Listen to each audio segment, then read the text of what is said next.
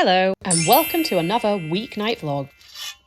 If you saw our last mini vlog, you will have seen that we didn't quite manage to finish off the drainage around our new mudroom extension.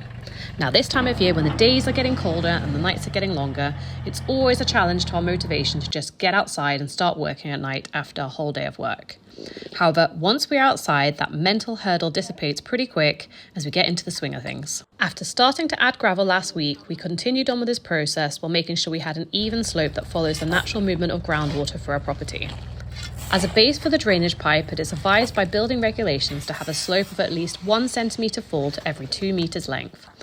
After assessing the land and the length of our house, we ended up going with approximately 2 centimetres fall for every metre. Once the drainage pipe was carefully buried in its own self-contained section with gravel and another earth separation fabric, we could then start covering over with even more gravel until we were up to ground level.